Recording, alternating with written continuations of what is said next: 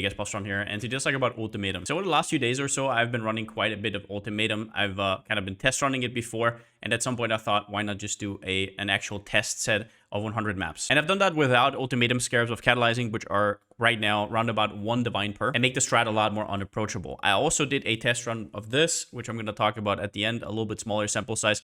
But first, let's talk about low investment ulti. So we got a small buff this league. Monsters and Ultimatum encounters drop loot once again. If you think that's why I'm here, and I'm here to tell you, wow, all of a sudden they drop some crazy loot again. Not really. They don't drop bad loot now. I've dropped in 100 maps like 3 tier 17s, a few maps.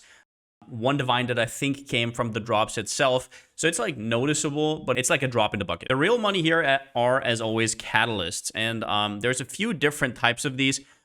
Up on top are Tainted Catalysts, which you can drop from the boss, which comes from the Dueling Scarab, which we'll talk about. But yeah, mainly Prismatic Catalysts and Fertile Catalysts. Now, these sell certainly right now quite well in bulk, but just so you know, a lot of your money comes from Catalysts, so it also depends on that part of the economy. Now, if you're just here to see how much money I made, I'll put the timestamp right here, and obviously there's also chapters down below. In terms of what we made, by far the most, and probably half of the money we made, if I remember correctly, yeah, more than half the money you make is from catalysts. These are huge. And in case you don't know, Tainted Catalysts, which you basically drop a stack up to 10 or even sometimes more, I think up to 12 or so, from the boss every single time. And since we're using Duelist, we get him every single time. Followed by Prismatic Catalysts, right, which are just absolutely huge right now. The prices here are actually not perfectly aligned with your Ninja. Sometimes they're actually lower than they are. For example, Tainted Catalysts, I just sold like a bunch for 4 each. Fertile Catalysts were like 12, sometimes Prismatics are 13, and so on. But this completely depends on the economy. But just so you know, these are absolutely huge when it comes to your money-making capabilities. And it's nothing like hype. Like, you're not gonna have a drop and all of a sudden you get like 10 divines. But they are, like, whenever a stack of Fertile Catalysts drop, that's almost a divine. But yeah, just so you can see this, these are basically the 3 test steps from the 100 runs in total. There's a lot of different stuff. I don't think these are actually as annoying to sell as you think they are. I just didn't put them in their respective tabs so you can kind of look at them. There are some random double corrupted or corrupted items in there as well, right? For example, this or some point blank stuff. But I didn't really count that whatsoever. When it comes to divines, I'm pretty sure we got around about 6 in total. There's 5 here, 1 here. Yeah, in total 6 divines. And I got a bunch of exalteds, which makes me think either I got unlucky with divines because the exalts are as rare as divines are. So yeah, 17. And then annuls, only 4, I think. So maybe there's something weird going on. Maybe I got unlucky. And then we also got uniques. So for this test, I actually did not count any of these uniques here. And I also didn't even fish out the rings. So there is this ring right here. The gold ring is called Exile's Temptation. And it has a ton of different roles. And as you can see right here, it applies up to 200% of a certain quality. So for example, for leveling, these are insane. I always buy leveling rings here that can get up to, I think, 23 or 24% increased attack speed. They have res, they have life. So if anything, you'll get 2 insane leveling rings from these. And I have sold max rolled attack and cost speed and flat damage ones before for up to a divine, but I did not count them. And you get quite a few of these. So for example, if I go in here and I count gold ring, you can see you'll drop like 30, 40 of them. But theoretically, it's not real money. The same can be said for these Val masks right here. So I'll just take a less egregious one. These have certain implicits, and they basically give you life, mana, energy shield. But the most important thing about this one is you can actually still corrupt them as if they weren't corrupted. And they can turn into a different unique item. So I'll just do that. For example, here, it is a chance, right? You can also remove mods and whatnot. But for example, you can get it into any different unique helmet, and it gets the implicit. It gets to keep the implicit. So now I have 3 dragons with an implicit that is usually not possible. Now you can get some pretty fancy stuff on here. You can get Malediction, which is straight up 10% less damage taken, and enemies have 10% increased damage taken. There's also stuff like Aura Effect. And the biggest one, I think, is the mana multiplier, right? Like, this is one a lot of people are looking for. If you've ever seen 80% cost and reservation multiplier, you know it came from here. These I also did not put into the calculation. Now, this looks like a lot of Mahouxodals. They are quite achievable, but they're not worth a lot this league, simply because they have Valpack now, so I counted them at 20C, and that is about that. And then Relic of the Pact is actually quite rare, because it doesn't drop from the boss anymore. You only get it from the rewards now. And so I didn't see many of them. I saw one in total. I don't know if that's normal or maybe, yeah, whatever. We did drop a Hate Forge, actually, which is currently 30 divs, I think, last time I checked. Let me check. Are they going down? Okay, I counted them at 30 divs, but they are lower now. So it's going to go up, down. They were like 70 yesterday, so who the hell knows? I counted them at 30, just so you know. I also have a currency breakdown later without the Hate Forge. From what I've heard, 1 in 100 is about the average. Some people say it's more, some people say it's less. In general, there's quite a few in the economy, but that also comes from Valdos boxes. Inscribed ultimatums, I only counted the ones where I actually got divines. I didn't get any good div cards, but I'm not forcing inscribed ultimatums. So these, you basically have to run and you put in 1 divine and here comes out 2 divines, which also steals you a little bit of time. Yeah, these are negligible, at least for the strategy we're talking about. Now, in order to do this, this is not a week 1 currency making video. We're now in week 3, basically. It needs a good build already to do this strat. It is not the way you make your first few divines. You need a good all-rounder build. Now, when it comes to defenses, a lot of people are exaggerating how many defenses you need, but that is mostly because of a certain keystone they don't use. 1 second.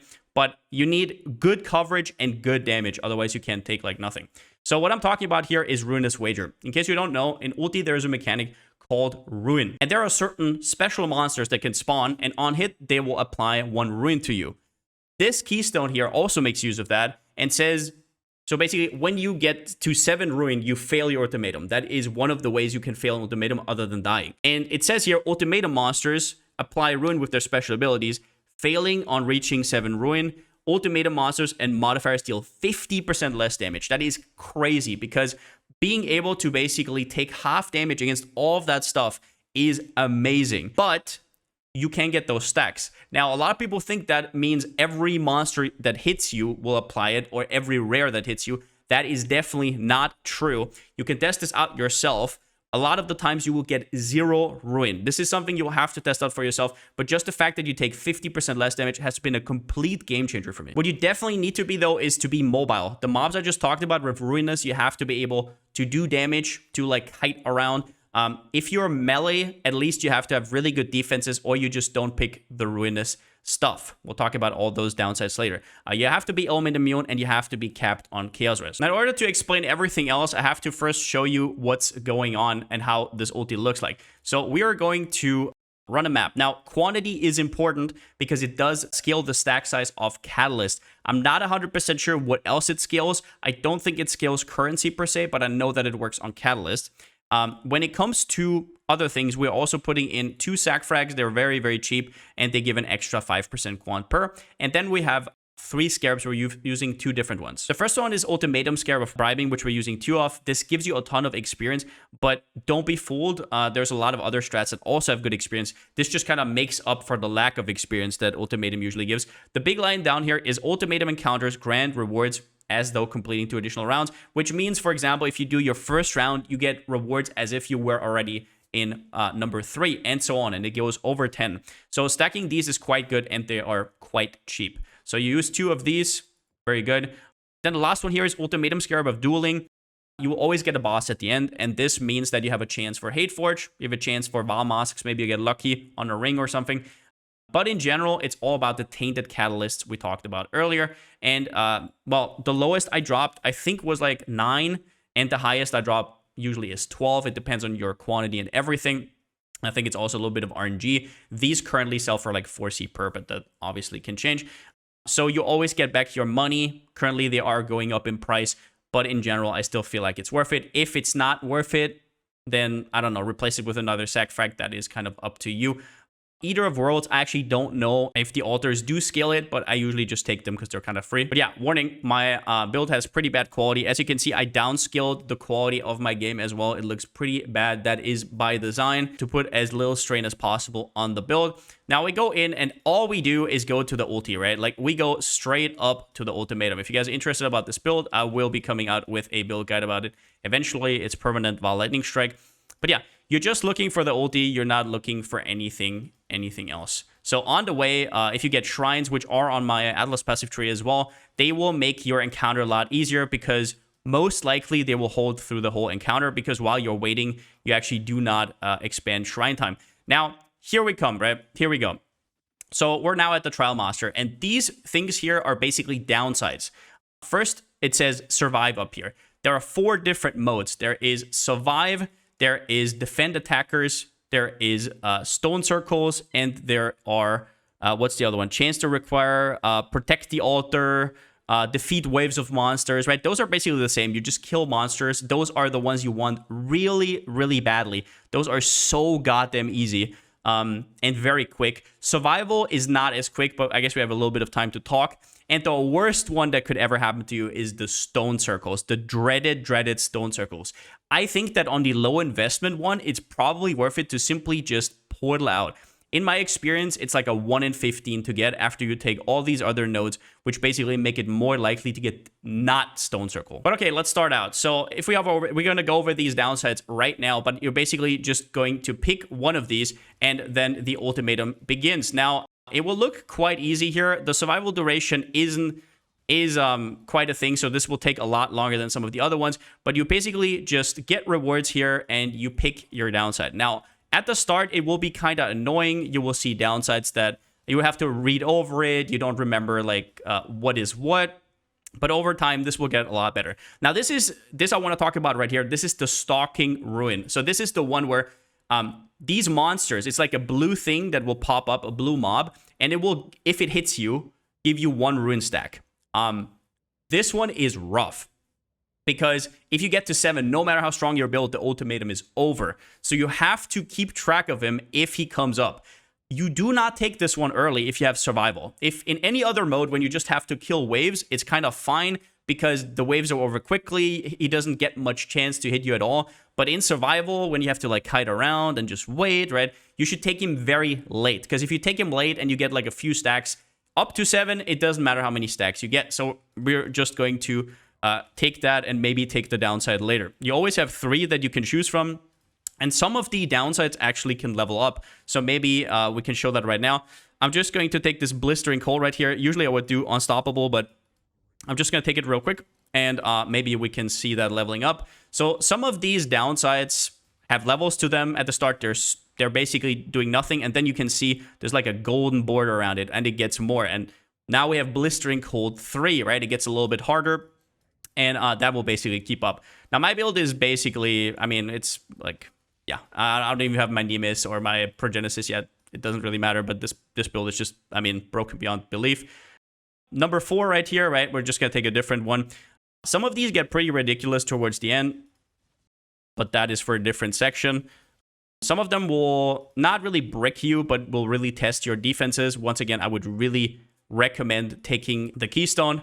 But yeah, in general, this is like the slowest version of the ultimatum. The stone circles are a little bit slower, but survival is basically just like walking around. As you can see right there, my HP actually went down a little bit. I'm going to give monsters 50 res. I don't think it really matters.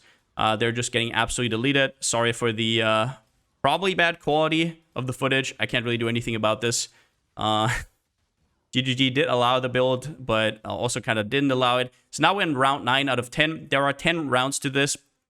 And yeah, after round 10, actually, we did already round 9. So after round 10, we are getting to the boss. So what happens at the boss is all the stuff stays, and you have to fight the boss in an arena with all these like weird things on the ground, right? Like, for example, the cold things here, or like these lightning plates on the ground that you unfortunately can't see. Yeah, here we have the boss, dude. As you can see, everything's here. If you have the Stalker in here, don't just chill and like not think about anything, right? If he's here, he's still going to keep attacking you, right? Now, this is the boss. He does stuff, right? You have to move like to the side. Those are things you can figure out for yourself, or like look at old videos of ultimatum encounters. In general, now we killed him. And at the end, he will drop us an extra stack of catalysts because of the passive tree.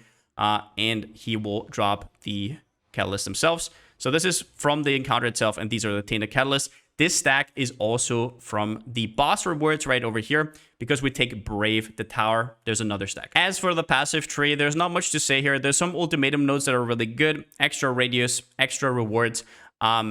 They're either no-brainers or you don't take them. At the end, you have a 25% chance for stuff to be duplicated. Definitely insane. Here, once again, stay away from stone circles. This small note here is still good, because if you happen to get stone circles, which happens like 1 in 15 times, you at least get 15% radius. They're so annoying. They're basically, I don't know, maybe we can put up a picture, but you basically have to stand in these circles and wait.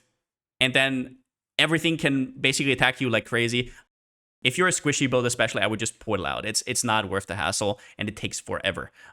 Best ones, protect the altars, slaughter them all. These are so easy. They're over in literally less than a minute if you have a good build. Ruinous Wager, I would highly recommend this. Now, I don't know if this is just from my build that I never get hit by anything. I noticed there are certain weird, I don't know, survival mobs on the ground. They're like bluish things that you might want to look out for. They count as special ability, so they can actually inflict the ruin, but otherwise, I have not ever seen it. Out of 100 rounds, I ripped to this one time to ruin. So that's just what I'm going to see. And for that, you get 50% less damage taken. Something you can decide for yourself. If you're already super tanky, you don't really need it. A lot of these nodes are just filled in because I really don't need anything else. We just open the map, go to the ulti, and portal out. Just some extra power through shrines. I will say this, instead of a sacrifice fragment, as we talked about earlier, you can also put in some extra shrines if you really want to, because it's going to make the encounter a lot easier. We did get like 5 tier 17 maps in total, so it wasn't that bad. But yeah, you definitely want map effect and quantity, because it does actually influence your catalyst stack sizes. So that's important. I guess remarkable relics, because you're still sometimes dropping some stuff. But yeah. This one, like I said, Brave the Tower, super important. 30% chance for final round to include a boss. This is only important if you don't use the guaranteed boss scarab and it goes to the moon or something. But you always get a full stack of random catalysts, and those can be fertiles or prismatic. Now let's talk about the ulti downsides. There are some downsides that have levels to them. 1, 2, 3, 4, 1, 2, 3, 4. We're going to talk about these first, and then also some of the other things right here. So these are the ones you're going to encounter almost every round. They're super common. Blistering Cold is, you should be element immune. You should never get frozen or chilled. Pretty damn easy. It's the easiest is Choking Miasma, in my opinion. I don't know if it is hard all of a sudden if you are not Chaos Risk capped, but you should be in general, because there's a lot more Chaos Risk where that came from. But Choking Miasma, you can basically level up to 5. It's like this gas cloud that follows you around. It's basically a nothing burger. I don't know. Maybe if you have no recovery, it's going to be a problem. I also don't really notice the Blistering Cold. It just doesn't do as much damage, and you're not getting frozen or anything. Anyways, rapidly explodes and freezes you, which shouldn't happen, right? So those two are kind of freebies. Now, where is another one with different levels? So Raging Dead, oh boy, this one is no fun. This one is absolutely no fun. This one deals a lot of damage. Those are basically skulls that will periodically just like shoot their fire thingy at you. And if they hit you, oh boy. Now you can mostly survive them by just going in a circle, as you kind of should do, and kite around. But on some builds, you just can't do that. And tanking them can be quite rough. If you're a Slayer with like 10 endurance charges, or if you're a Jug or something, or just super tanky, maybe you can do them. But I would personally not level them further than maybe 3. I usually try and leave them on 2. But if they go full ham, then it's going to be an issue. After that, we have Razor Dance. And this is, depending on your build, a big deal. So Corrupted Blood immunity is quite important here, because these are going to apply Corrupted Blood. And they kind of have like a dot behind them, but they'll also just, I don't know. They're just nasty. They're really nasty. They deal a lot of damage. I would not screw around with these. I don't personally know which of these are worse, because I don't really have much fizz mitigation. So maybe they're not as bad as I make them out to be. You can try it out yourself. I do not ever level these to full. That is what I would say. Ruin here, when you start out, there's basically just this like blue ghost that will very slowly approach you and just try and melee hit you. And if it applies a ruin, that's your fault, because it's so goddamn slow. You can easily avoid it. But the more you level it up, the more it gets a little bit ridiculous. However, what you can do is you just level it up at the very end. And like I said, if you're on 5 ruin stacks at the end, it doesn't really matter. Do remember, though, that he will come up in the boss room, and what can happen is you're like waiting for the boss and chilling, but meanwhile, he's like slashing at you and you lose the round. This one completely depends on your build, how mobile you are, but usually you can level this up to 3 or 4 and it's going to be fine. 4 is maybe a little bit too risky in my opinion, but you do you. Same is kind of true for the Stalking Ruin. Actually, this is the guy with the melee attacks, and this is the guy with, I think, the special ability, yeah. So these two are kind of interchangeable. You shouldn't stack too much of the Ruin. Don't go overboard. Especially if you're in a survival mission, you should not take them too early, because survival takes forever. Then we have Stormcaller Runes, which do a lot of damage. They're on the ground, and after some time, if you remain on them, they will start exploding. And yeah, the higher you go, the less time until they start exploding, and they also get bigger. It is an issue because if you can't see the ground, like for example with my build, you're going to run into them. I think that on a decently tanky build, you can probably survive them or just completely avoid them and not stand in them. I don't think it's as big as the skulls or like the Razor Dance, but it is still something to remember. Yeah, and those are basically the ones you will encounter almost every single time. And all these other ones kind of depend on what your build does, right? So some of them are going to be really good, but I'm going to talk about some specific ones which are absolute cancer. The first one you should never, ever take, unless you're the tankiest build alive, is Limited Arena. The encounter area will be much smaller. What you have to understand is that all the stuff that you picked will also be way further together. If you have Stalker dudes, they are going to hit you now all of a sudden, right? If you have these like these like blistering colds, they will always hit you because you have to stand in them. The biggest deal is, for example, Stormcaller Runes. There's nowhere to go now. It is an absolute cancer, and it will also, it's just really, really rough. There's also reduced recovery, which very little builds can actually do. Is there anything else that's maybe a little bit more cryptic? Rare monsters have 2 additional modifiers. I don't really feel a difference. Gonna be completely honest. I don't think it's a big deal.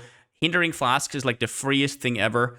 Using a flask hinders you for 50%. I mean, come on. There are some of these effects that actually say for the remainder of the encounter, damage taken will slowly increase. This depends on when you take them. It can be harsher. It can be easier. So kind of time them yourselves.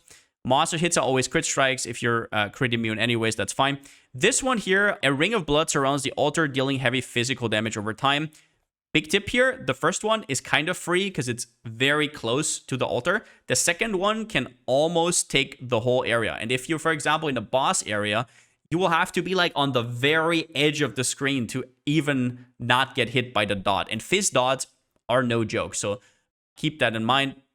Other than that, there's some almost undoable ones like cannot gain flash charges, and everything else just depends on your build. Now, in terms of how much did we make in 100 maps, I have all the investment right here. 200 bribing, 100 dueling, chisels, the maps themselves, rerolls, which is basically just, yeah, chaos orbs. We did not do 8 mods, but I'll talk about that in the higher investment that we're going to talk about in a second. Sack frags, total investment was 23.3 divines for 100 maps.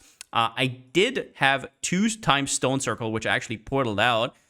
And I had 2 bricks. Actually, I just looked it up. I did these Stone Circles. I just put it here in the notes because Stone Circles take longer, so that will influence the time it takes. I did not include any of the Val Masks or any of the rings or anything like that. I included Mahugzodl, I included Hateforge, I included Inscribed Ultis, but only the ones that actually give Divines or good diff cards, which we didn't get any. Total earned 117.8 divines. That is a profit of 94.5 divines. Now, my average time was a little bit less than 3 minutes per map, but I did put a little bit on top because I know this build is like an outlier. So 17.14 maps per hour with a 3.5 minute average per map, 100 maps. Like I said, I would personally just, I don't know, if you get Stone Circles, just portal out probably. I think you would probably make more money per hour, but maybe I'm wrong on that. On 100 maps, 5.8 hours in total, for a total of 16.2 divines per hour. With no Hateforge attached, that would be 11.1 div per hour. I personally think even if you believe it's rarer than a 1 in 100, you should still include it because we're literally using dueling scarabs, and one of the reasons is to get Hateforge. So it would be kind of a weird moronic thing to not at least acknowledge that it exists. But whatever you want to say, somewhere in between here lies the truth. Now, let's talk about some downsides here, though, because the returns that I just talked about, the money seems good, right? For a tier 16 strat, that is good returns, but it depends harshly on catalyst prices. These will go up and down depending on whatever happens, how many people do the strat. So keep that in mind.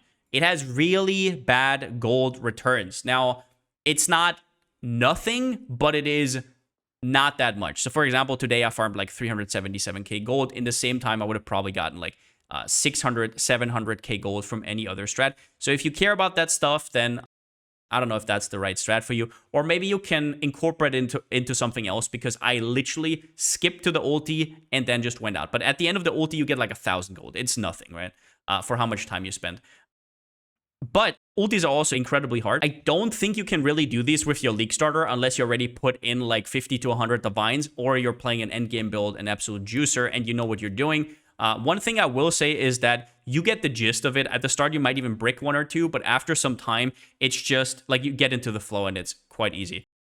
Keystone, once again, I'll repeat this. This is something you need to test out and just kind of figure out for yourself. Maybe you brick and you notice, oh, it's not for me. But this is not as big of a downside as it might seem, and you should definitely use it. And yeah, I didn't account for the Val Masks. This is actually a pretty fun gamba. For example, if you can get the aura effect on certain, or the socketed reservation on certain of these unique helmets, then it's actually kind of cool. Let's just gamble another one real quickly here.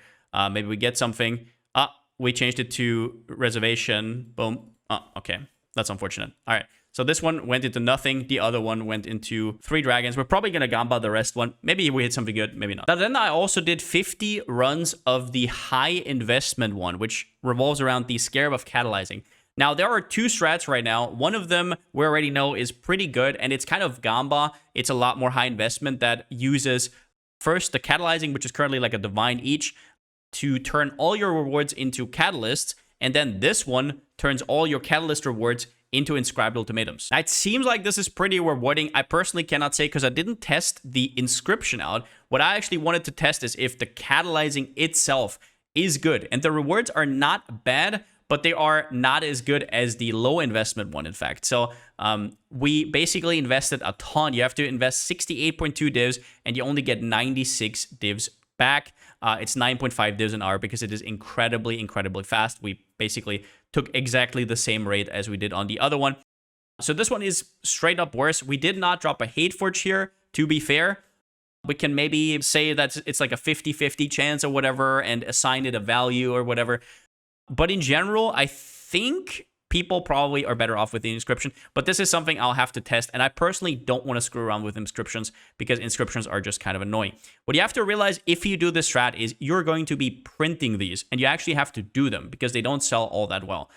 Important to note is you can 3-to-1 them once again, but this will be a lot more RNG, but potentially more output. But just as an experiment, and maybe you'll say, yeah, no shit, Sherlock, but don't just do this without the inscriptions, mainly because this was still okay returns, but now all your money is catalyst. Like literally 90% of your money is catalyst. So now you're completely a slave to the catalyst market, and you're probably going to inflate it as well. If you run this all day, you're just, yeah, going to destroy the economy, and then you will just lose money. Now then, small tip here. What can you do with a lot of these shitty catalysts? Paul, do I actually have to sell them? No, you don't. There's a 3-to-1 recipe. Now, if you do this 3-to-1 recipe, one of these will be filled, and that's a total of 60 slots here, and you will get back 60 catalysts. So you can only put in up to 180 to actually fill up this inventory. So what you basically do at the end of the farming session is you'll come here and you sell 180 of the same one to get exactly 1 inventory back. You click accept, and now you got, for example, 3 fertile catalysts back, and a lot of other stuff. And you will basically just re-roll that until you get the ones that are actually selling. You can also just sell the ones that aren't worth as much. It's just going to take way too long. The big money right now is, first up, fertiles, which go for, I think, 14 or 15 per divine. Yep, 14, 15 per divine. And then also prismatic catalysts, which should go for 12, 13, last I checked. Yeah, 12, 13. These are the big hitters, and that's what you kind of want to vendor into. When it comes to the attribute ones, the intrinsic ones are usually okay to sell. I will probably not vendor these. They're like 110, 112. Also vendoring just, I don't know, it doesn't take that long. It takes like 20-ish minutes or something if you had a big farming session or something. Unstables don't really sell all that well, but they're still not worth to be vendored. They kind of sell. I would probably sell them for chaos though.